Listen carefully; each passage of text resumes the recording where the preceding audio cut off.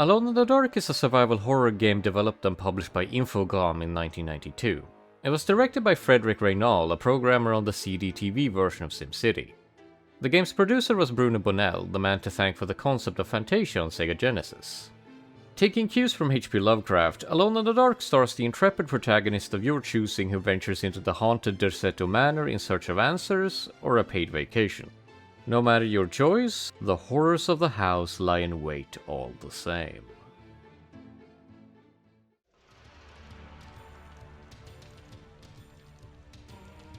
With survival horror as a genre having been effectively dead for 3 years after Sweet Home came out, you wouldn't expect the next game in line to gun for this design philosophy to come out swinging.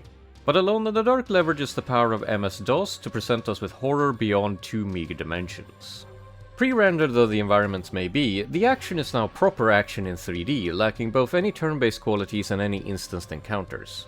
Traversal, puzzle solving and combat now share the same mode of control and display. So if a suit of armor comes to life, you can't trust a battle screen to give you time to think. You need to run away with the tank controls provided or hope you have the means to defeat it in the seconds it takes to strike you down. This dose of realism combined with the jump in audio-visual technology allows for some actual scares. They may have aged out of effectiveness, but the framing and the sound design still carries the designer's clear intent and a faint echo of the many pants that were shat when this zombie chicken made its appearance. All of this does wonders for immersion, putting you right in the shoes of our silent protagonists who share very simple goals with you. Figure out what happened in Derceto and get out alive.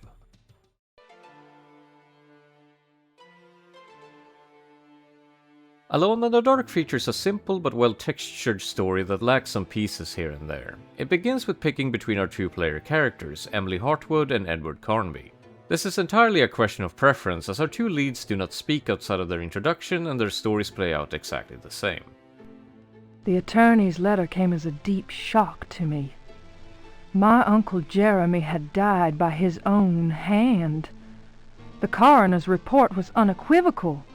He hanged himself in the loft. The voice acting courtesy of the 1994 CD release is very crunchy, and the audio programming leads to some very unfortunate pops as different tracks are loaded. But even with those shortcomings, I find it a passable showing. Each actor gives it their all to produce a solo radio show, and it ends up giving the game a very unique and pleasant vibe. Especially when compared to what the competition brought to the table that year. Isn't that right, Mario? No. As Emily explained, the game's inciting incident is her Uncle Jeremy hanging himself in the loft of Derceto Manor. She is convinced that the house itself is to blame and exercised its morbid influence on his mind.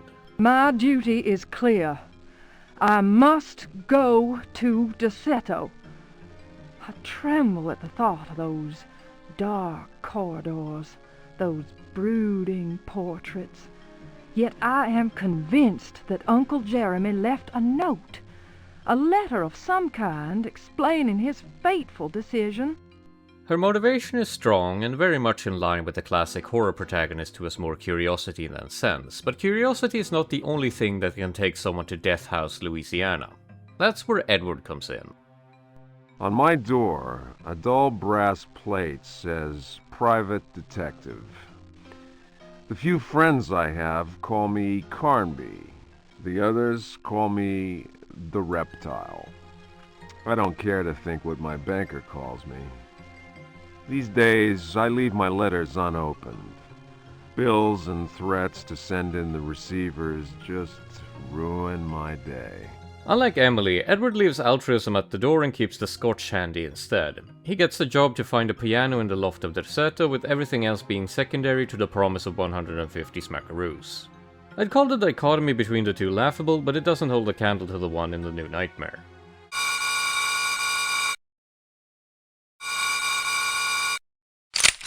Alone in the dark. If for no other reason than his model having a less upsetting face, I went with Edward for this adventure. But the absolute sincerity of his characterization also helps. My report will be ready in a couple of days. I've been reading up on the history of the old house. It's the kind of place ghosts run away from in terror. Grisly murders, curses, lunacy. Luckily, devil worship makes me smile, so this is my idea of a paid vacation. I just can't get enough of the guy. He's an edgy tryhard as filtered through 1920s detective fiction. Real shame this is all the characterization we get. I would have loved a cutscene of him pilfering the liquor cabinet of Derceto while trying to seem cool. Getting inside the manor proves to be a simple task, but moments after you take control, the game throws the two types of zombie at you: chicken and man. Having presented them with the business end of a shotgun and a generous amount of free lead, you can then examine the piano where Jeremy Hartwood hit his final message. They are coming! I have freed hellish forces, and now the price must be paid. Derceto is the prey of evil. The sun has set. They will find my body, but will not have my soul. I can imagine the master's fury and the terror in the hearts of his slaves. I hear their footsteps. Some may understand what I have done. May God forgive me.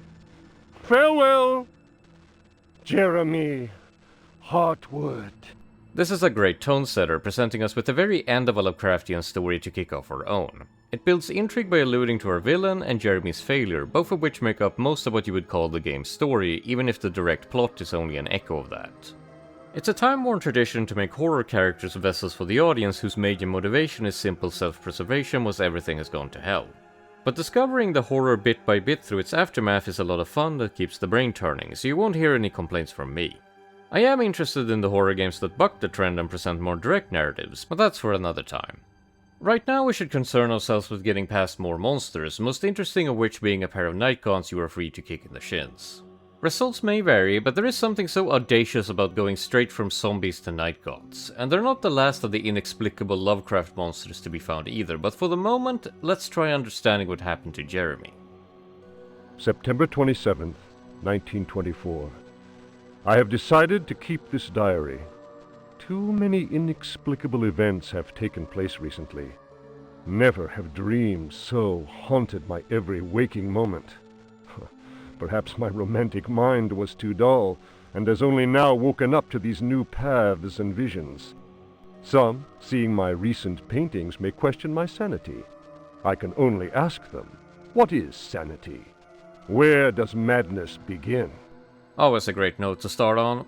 The diary continues to tell how he felt haunted in his dreams and sought sanctuary in the knowledge of Derceto's library. It only offered deeper nightmares, which eventually coalesced into a figure of grave importance. I spend all my days plunged in dusty books. The servants are convinced I am mad. At night, I awaken them with my screams. The dreams are draining what sanity I still have. I have tried staying awake, but in vain. My visions have changed. No doubt the influence of my father's research. February 7th, 1925. The Dark Man, that is what I call him, has revealed his true face to me. He appeared, as usual, near the fireplace, but this time he approached me. His terrible smile will haunt me to my dying day. His breath was ice and his burning eyes froze me. I could not move.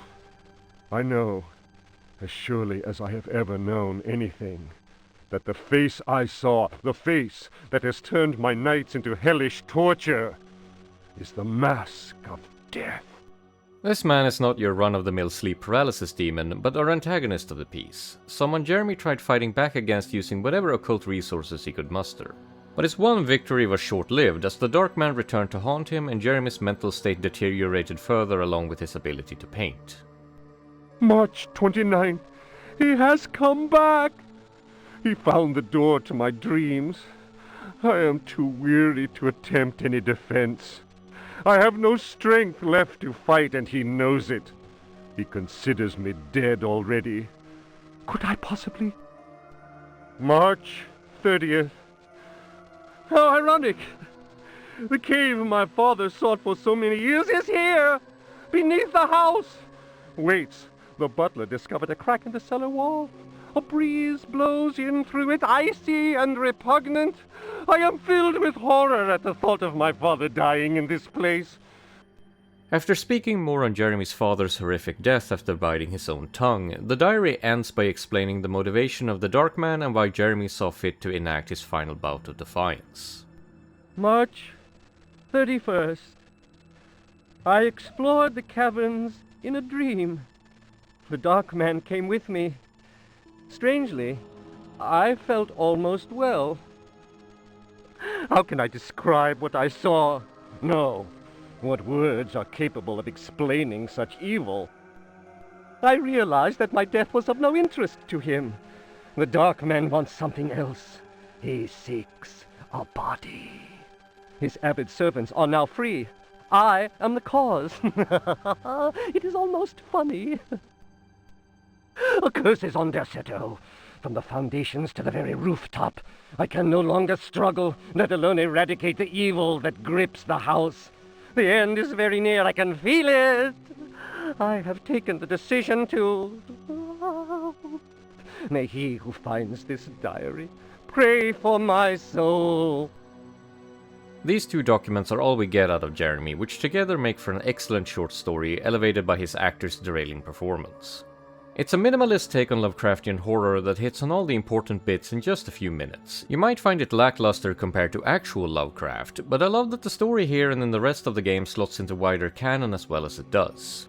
The more out there monsters are perhaps not something to casually throw into the enemy roster like this, but this is a small story that works well as an introduction to the genre without being a straight adaptation or feeling like bad fanfiction.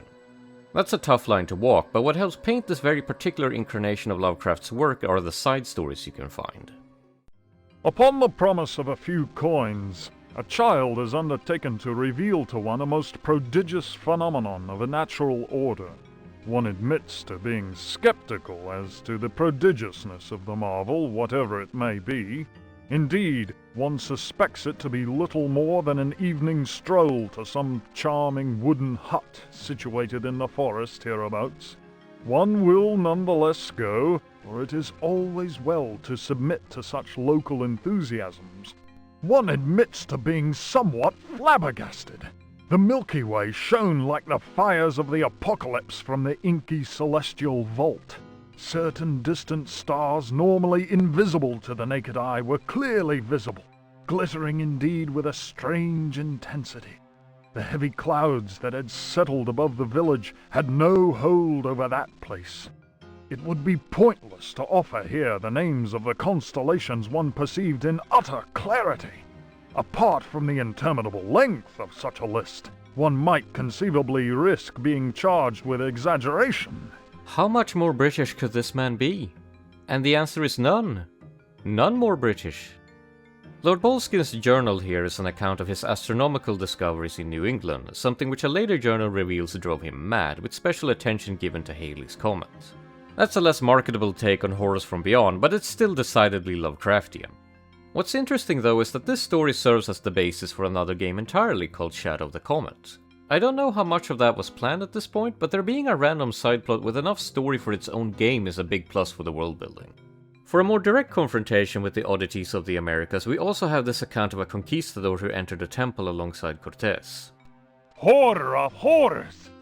The granite eyes of the statue, empty of life only moments before, were now injected with blood.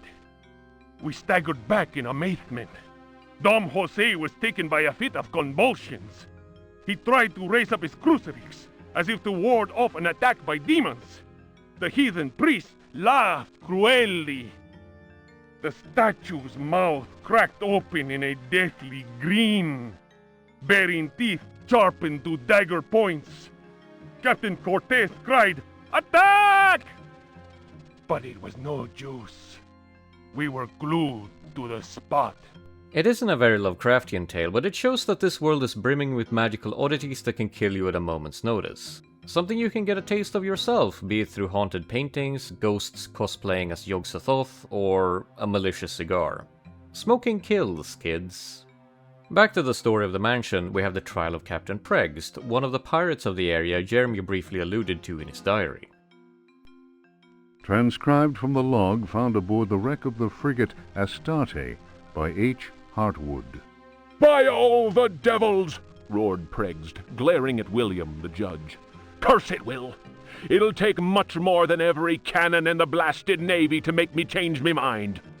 You're the greatest blackguard that ever joined our fraternity. Am I not, Pregst? captain of the Astarte, and bloodiest villain in all the seven seas. Bloody Ezek, they call me. And you think I'll tell you where I hid my treasure? The tribunal of the Corsairs' fraternity murmured at this. Pregst was indeed all he claimed. The judge, One-Eyed William, slammed his fist on the table and silence was restored. Shut your mouth, Pregst! You didn't pay the fraternity its rightful share, and that means only one thing. You'll hang by the neck from a yardarm, you scurvy cur! The trial he's on for not paying his pirate fraternity share goes nowhere, but the story steps further back in time and gives an example on why Pregst is to be feared. It was night, and a bitter wind whipped the New England coast. Snug inside the Dead Horse Inn, one of the Astarte's men was talking. His name was Chuck, and his subject was black magic. He told stories of human sacrifices, voodoo rites, and zombies. He told a tale of a time when their luck was down and they were holed up in a Florida swamp. Pregst went missing. When he returned, he shouted, "'Tis the devil that guides us now, me hearties!" Whatever way things happened next, and I don't have the details, Pregst was with us again and we set sail for Florida. We anchored the frigate not far from New Orleans. He went on to say that the time had come to share out the spoils of our many loots. I was given command of the Astarte, while Pregst handed 3 chests over to the crew. The chests were full of gold and precious gemstones. The rum flowed that night and the stars shone bright. All at once, I noticed a tall man dressed in black. Pregst introduced him to me. "Here's a hearty mate. You can call him Keith. Many a tale he could tell." Pregst laughed loudly and held up a roll of parchment. "And his hideout, none better."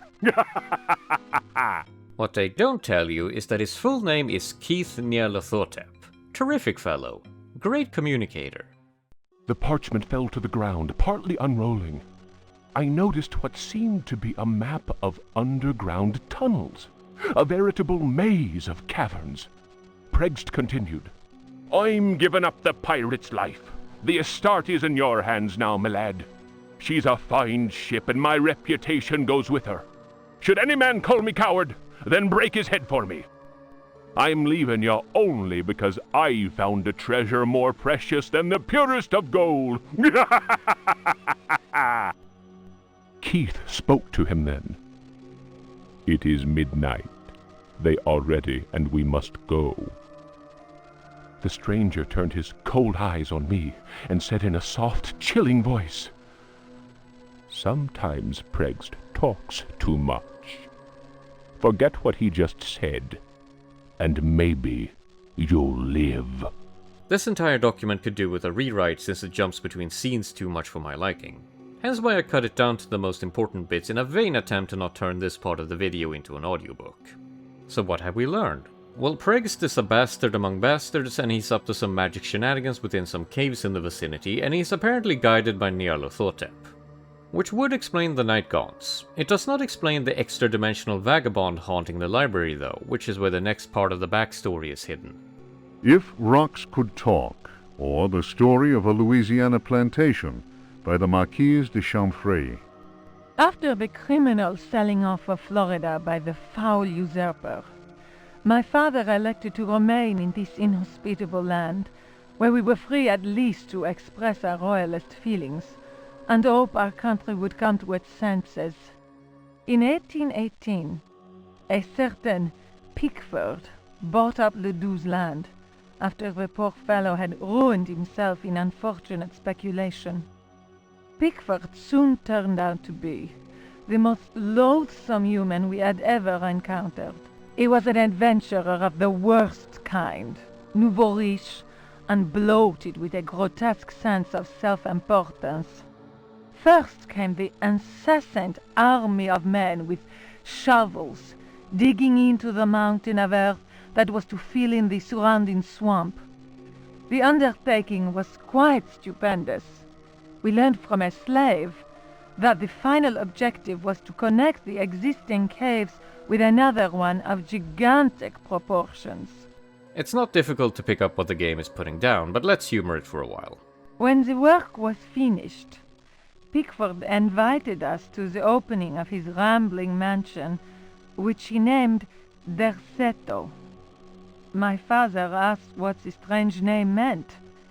Pickford answered, "Derceto reminds me of Astarte, the fertility goddess. Around here, the name is Shub-Niggurath, I believe." That a name so steeped in evil should be said aloud came as not such a shock to my father, as he himself confided in me some while later.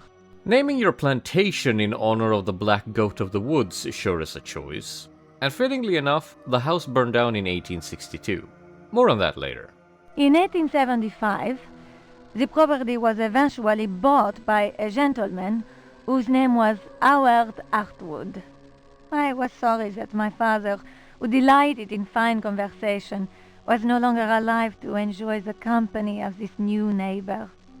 Learned and well-versed in history, he had made a particular study of piracy.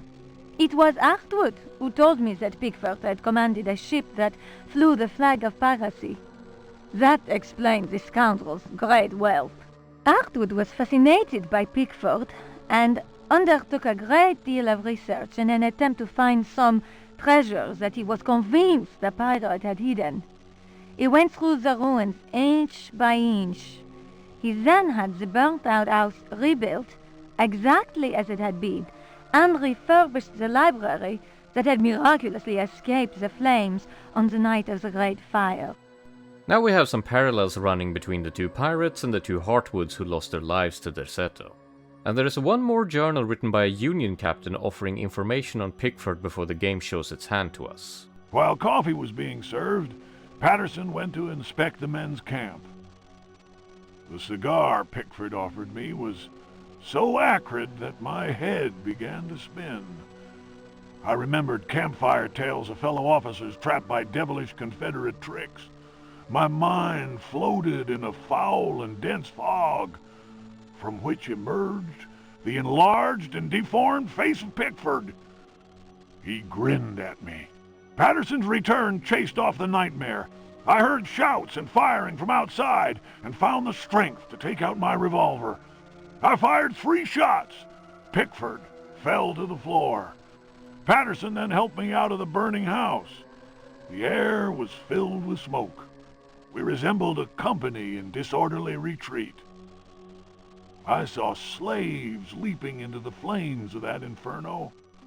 They were trying to save Pickford's life. Before we tie all of this together, I want to highlight some of the other documents you can find in the library. Beyond the game's limited bestiary and details on a dagger and talisman needed for some puzzles, you can also find this allusion to at the Mountains of Madness. In those icy and unwelcoming lands, the rites of wizards and healers are deeply rooted in ancient legend. Mysterious and cruel beings are thought to have ruled over the Arctic plains in times past. A cursed city, enclosed by massive walls, is believed to stand to this day. It contains fabulous treasures and is inhabited by the degenerate descendants of those who instilled centuries of terror in the hearts of the people. These people, naturally placid, are seized with rage and horror at the very mention of the prisoners of the ice.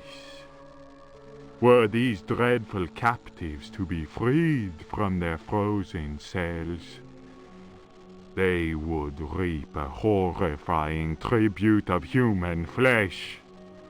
These blood-curdling beings may be invoked by certain ritual words. They can even be controlled, albeit with the greatest of difficulty.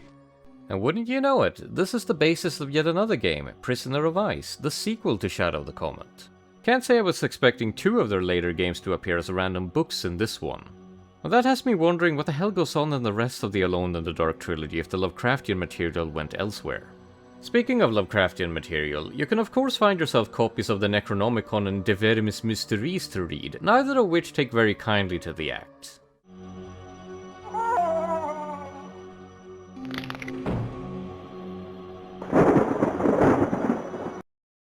Lacking a sanity system, I find this Yarnum Welcome a fun way of punishing the player for carelessly dabbling in the occult like a Lovecraft character. You are provided with warnings and a way to protect yourself, but unless you know what each book looks like in advance, you won't know not to read it until it's too late. I suppose that's in line with the theming, but it would be nice if unread books were named so you had a real chance of avoiding these ones. With Derceto Manor fully explored, it comes time to move down into the caverns where some fresh horrors await, the least horrifying of which being the deep ones patrolling down in the water. Now, if I were a deep one, an icky fish, scaly slippery frog-eyed kind of man, I'd make my lair a deep dark cave with some fungus too. But these guys really aren't Dagon's finest. The Chthonian and the giant spiders though? Full marks. Anyway, time to turn this plot right side up with our final document. The mask must fall. You who discover this manuscript understand this.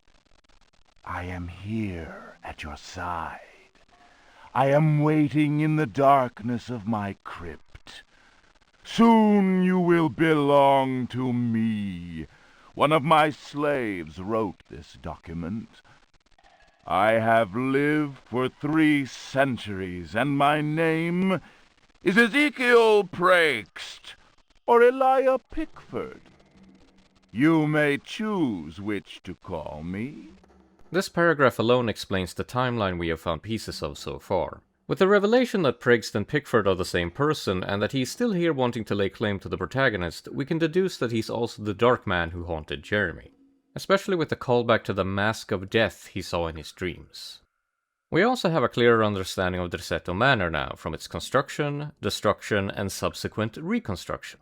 Greed and occult powers curse this place, born of Prext himself. I do not hide out of fear. My power is immense. I have sailed the 7 seas. My ship, the Astarte, spread terror through all the continents. The corsairs judged me like the Welsh judges of 1620, but they could not destroy me, and neither could the pirates. Now, I am immobilized. Damned Yankees! The exact powers he has, his relationship to the Great Old Ones, and the importance of the caves remains unknown. But what's more important is that the game gives us a complete monster of a human being who's ruined generations of people in his pursuits. First as a pirate, then as a slave owner, and now as a malignant occult entity. He's an argument for why evil shouldn't be left to fester, and this nightmare represents our last chance to be rid of him. Witchcraft, voodoo, and the Cthulhu cult. I know them all. I have reigned and implored the stones. Only the Chthonian haunts the cavern and resists me, but he dare not attack. I have need of a living body to regenerate myself. The Heartwoods managed to escape from me, but you who are reading these words, you will yield to my embrace. If you're playing as Emily, there is a real weight to this impending encounter, as she will be the 3rd Heartwood to go up against Prext. She is stronger than Jeremy and more noble than Harold, which per the rules of satisfying storytelling means that she has a real shot at victory. If you manage to win, she will have freed her family and the entire area from Derceto's long-standing curse. You can read that as someone confronting the evils of her homeland instead of letting it propagate and ruin her. Obviously, in reality, such evils are a lot less physical and more difficult to deal with alone, but who can say no to the fantasy of sending a slave owner to hell with centuries of interest? Of course, I played through as Edward, who really doesn't have much anchoring him to the story. Neither of them speak after the intro, but you can at the very least construct a narrative out of Emily's familial connection and her determination to restore her uncle's honor after passing. Edward, on the other hand? Hell if I know whether he cares about anything besides what to spend those $150 on. I would be willing to accept that if the game did something with his simple desires or maybe explored why he is the way he is throughout the adventure, but no such luck. I think there is a parallel you could draw between Edward and Pregst, both being greedy and selfish men, and had Pregst preyed on that in order to offer a sort of devil's bargain for immortality for Edward to ultimately reject, I think there'd be an actual narrative for his playthrough. Alas, Pregst had this written in advance for soon-to-be evident reasons, and the game doesn't have much of a climax. I hear your ragged breath, and smell the stench of your fear. I have vanquished death. I built Derceto. I know what it is to wait. Cthulhu helps me. My servants will lay you upon the sacrificial stone. My roar will rend the night. You will be mine, and I shall reign once more.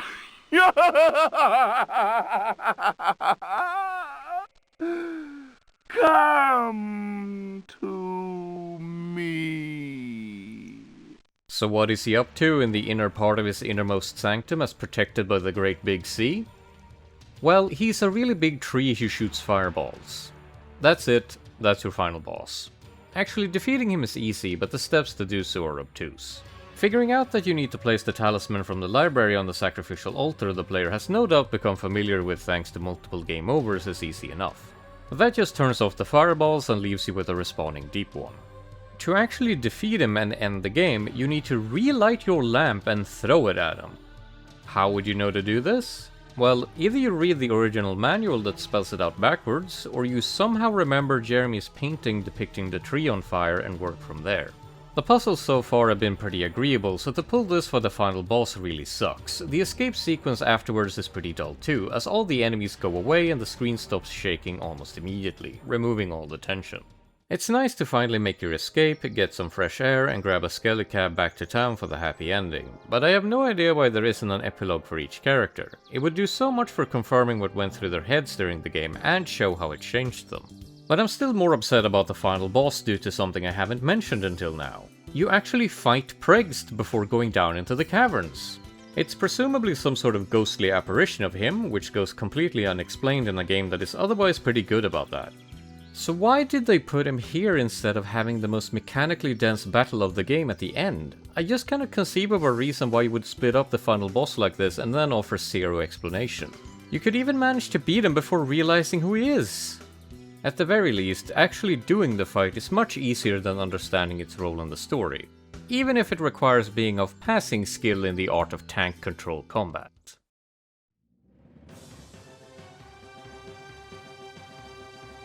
Much has been said about the horrors of doing battle with tank controls, and I'll be upfront about generally leaning positive as long as the limitations are respected. Alone in the Dark doesn't ask much of you on that front, so the team didn't overextend themselves from the outset. The end result still lacks a layer of polish, but the small scope of the game helps keep things acceptable.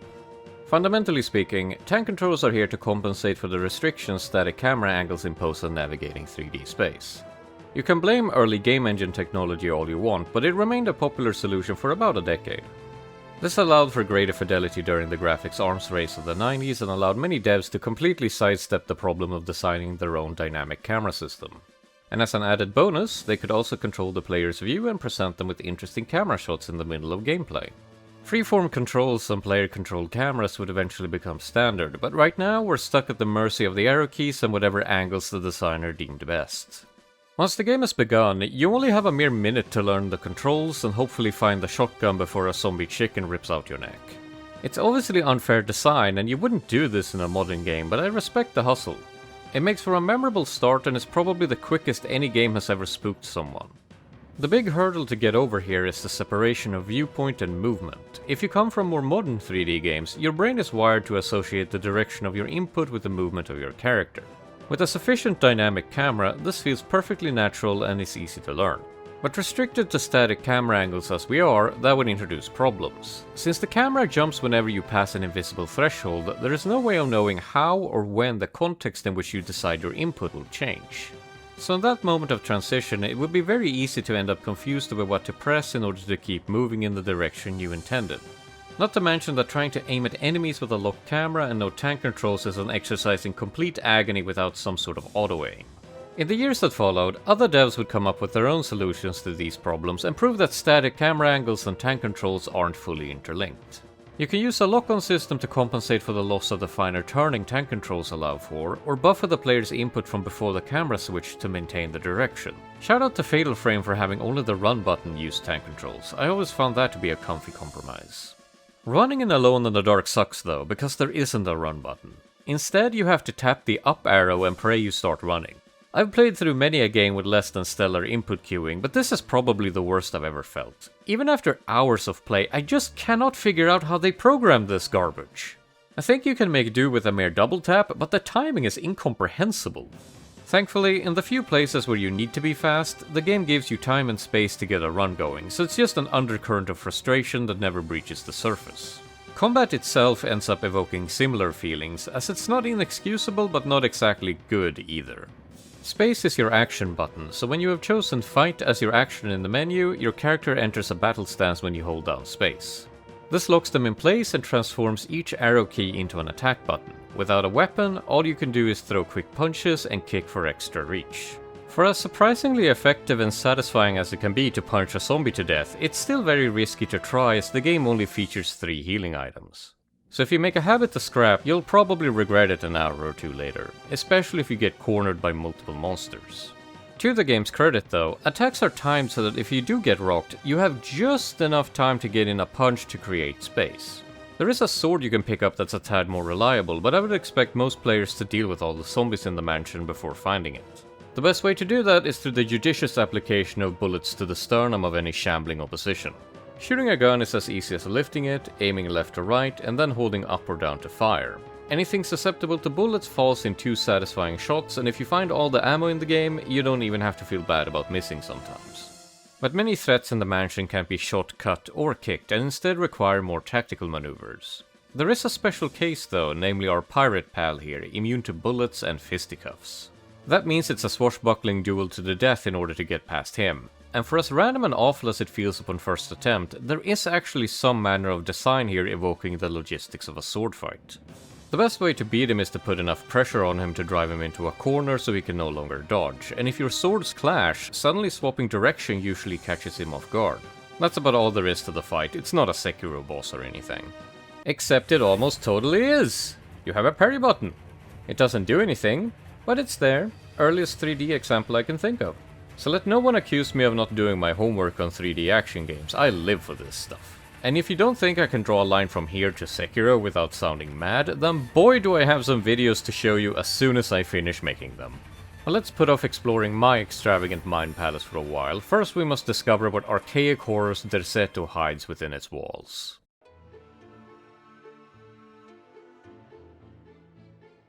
Alone in the Dark can easily be divided into 3 distinct sections, the upper parts of Derceto, its main floors, and the caverns. The loft and the 3rd floor are your linear tutorial levels that give you a crash course on most of the mechanics. As previously mentioned, you have next to no time at all to learn how to move and fight, but it's almost a kindness to beat the idea of trial and error into the player this early on. Because if you're not save scumming, you're feeling the full ramifications of falling down this hole or getting eaten by the pan-dimensional sphincter guarding the place. But before I complain more about how easy it is to die in this historic hellhouse, there is something neat you can do in the loft.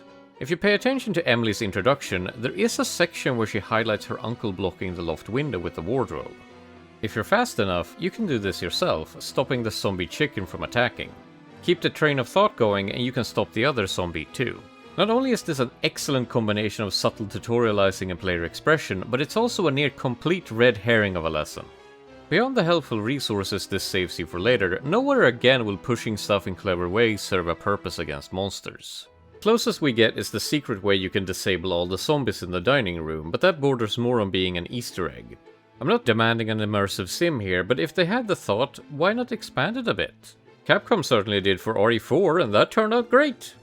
Edward's roundhouse kicking skills are nothing compared to Leon's though, so you will need to find a different solution to get past the night gaunts and finish up the tutorial.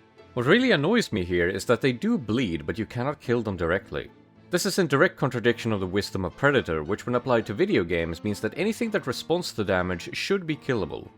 It's one of those things that are easy to get wrong when designing a horror game, but making wisdom the solution in a Lovecraftian story is ultimately the correct choice. This isn't the only time the game sends you mixed messages of such character, though I admit it's still pretty good at establishing what to fight and what to run from, even if I disagree with those conclusions a couple of times. The main part of the manor, the second, first, and basement floors, is the game at its best. Here you are presented with a multitude of objectives, enemies, traps, and items to beat your head against in non-linear fashion. Through a rather satisfying process of going room by room, you map out what items and information you can procure, save scumming all the while to avoid getting murdered by the non-standard enemies. The second floor features a lot of those, and only a single zombie chicken that gives a gruesome hello. A more friendly companion is the Gramophone, which is a trap in its own right. This is the heaviest item in the game, and thus the only one that will trigger the game's inventory limit unless you make a habit of keeping all the books on you. It's a really undercooked mechanic, giving you zero feedback it's even there until it's too late, at which point you have to dump your items on the ground and hope you don't run into the pile you just made and need to decline picking up every single thing. You have so few resources to your name and can consume health, ammo, and fuel items to add them to their respective resource pools without limit, so it's not like this has any effect on gameplay.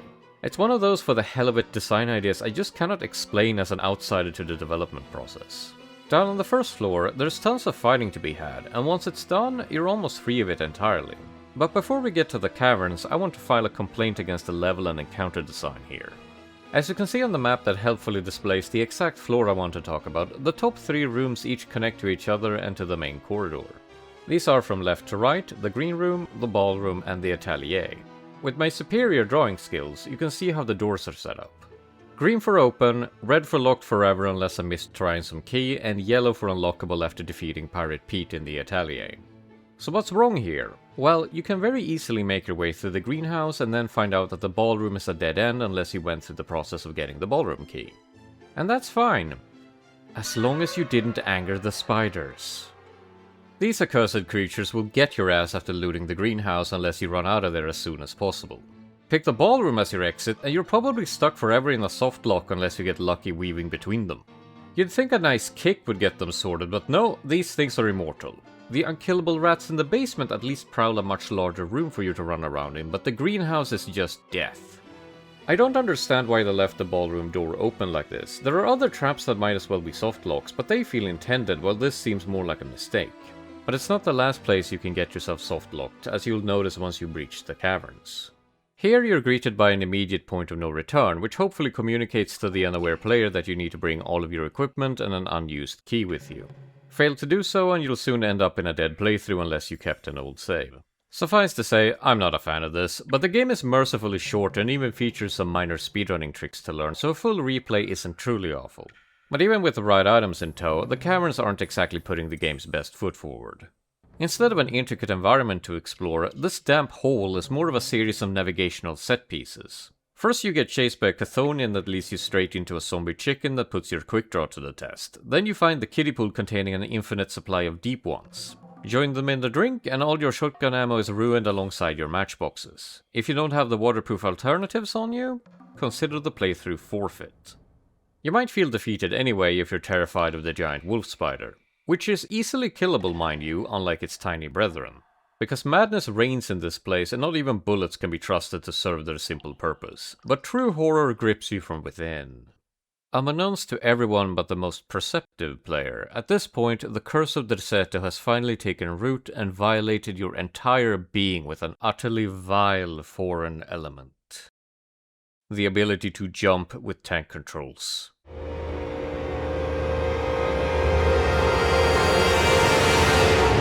Okay, I'm being slightly facetious here since you can save scum through it, but the very idea that the ability to jump in this context is your late game power-up is kind of deplorable. I don't think it ends here. There is also the pirate obstacle course to get through, which is less a platforming challenge and more a test of your vision and ability to judge angles with a static camera. Your final test before the end boss involves the game's titular mechanic, being alone in the dark, which I haven't mentioned up to now since it's not a big deal. You pull out your lantern and the light turns on, but if you want to search the area you have to drop it while lit because the engine isn't built to support 2 overlapping actions. Oil is limited but plentiful, so even when traversing this lengthy maze at the end of the game, you will probably have enough to get you over the finish line. Feels like something they added mostly for the aesthetics of exploring a haunted house by living flame, which I can respect.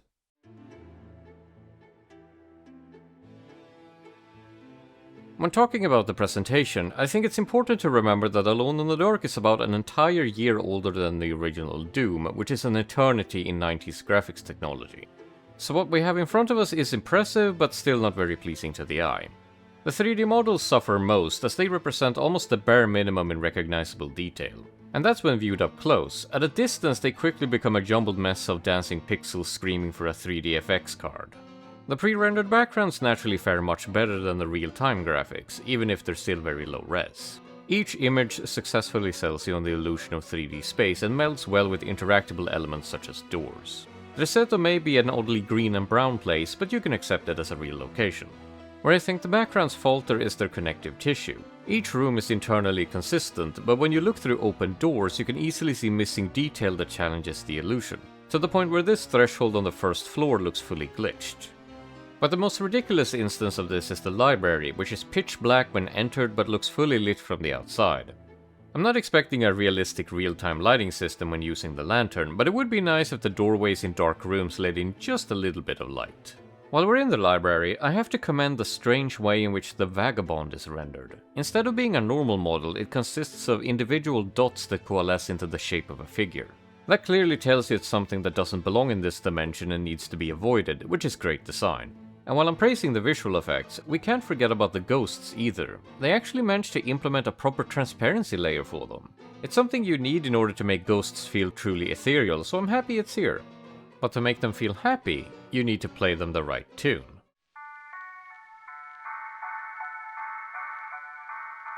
Since the Gramophone only plays classical music and is haunted enough to not stop even if you rip out the record, I'll focus on the more authored auditory experiences. There is a little bit of ambience to be found in Derceto, mostly relegated to how creaky the place is, plus the odd monster groan.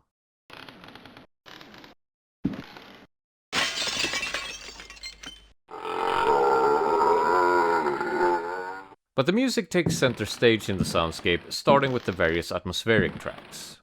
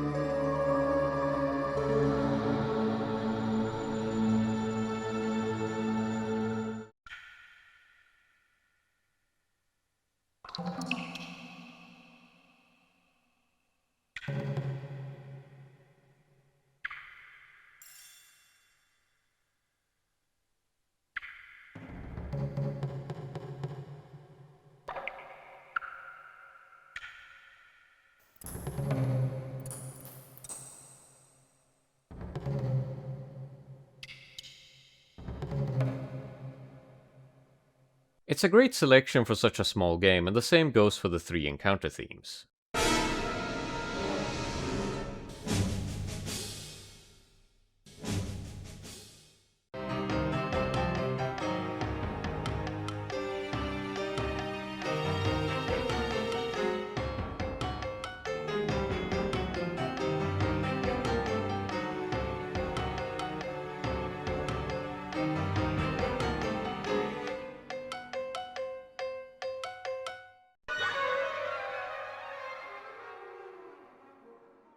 Once an encounter theme is finished, the audio engine usually lurches for a spell to load the battle theme with a graceless pop.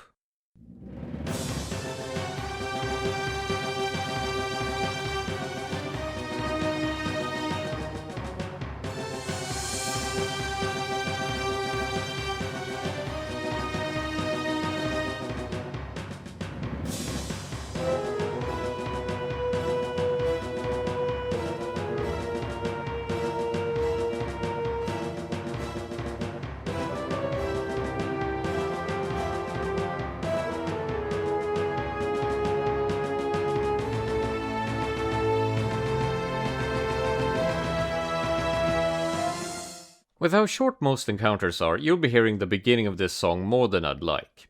As a band-aid, certain monsters won't trigger any battle music and will instead let the atmospheric track continue.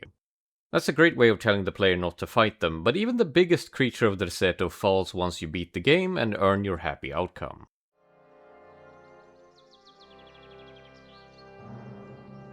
Historically important games of this vintage always prove to be such interesting mixed bags to dig into. Horrific jank around one corner, radical new ideas with years of shelf life around the other. Sometimes they're even the same thing.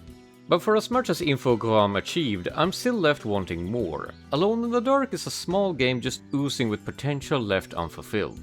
If the gameplay systems, graphics and story were pushed just a little further to support its thesis on festering evil needing to be destroyed, this would be an easy recommend for anyone wanting to get into horror games. If the graphics are what's holding you back, I can recommend checking out the Rehaunted mod for some more pleasing visuals. But if you want to experience the full game without suffering the act of interfacing with it, there is always my Let's Play to watch. Beyond covering the full game, I also had some fun with the standalone demo for Alone in the Dark 2. Remember, Santa? For Christmas, I want you to destroy the financial district and to give me a pony! I'm vaguely aware of the theming of the next two games in the series, and they seem absolutely clown shoes, so I have to ask if anyone has played Shadow the Comet or Prisoner of Ice. This game is about as close as I want to get to point-and-click adventure games in general, but I am at least curious to know if those pseudo-sequels deliver on the narrative front. Navigating the sea of retro PC titles is somewhat hellish, and I'd appreciate some pointers. Thank you for watching, and please make sure you're subscribed in time for the next episode, whatever it might be.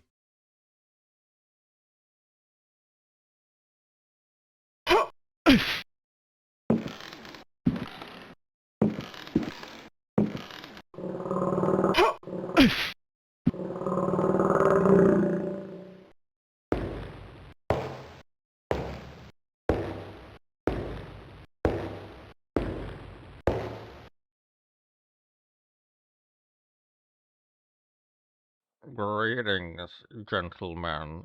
Were you aware that in terms of male human and female pocket monster breeding, Vaporeon is the most compatible pocket monster for human beings? Not only are they in the field egg group, which is mostly comprised of mammals, Vaporeon are an average of 3 feet 3 inches tall and 63.9 pounds.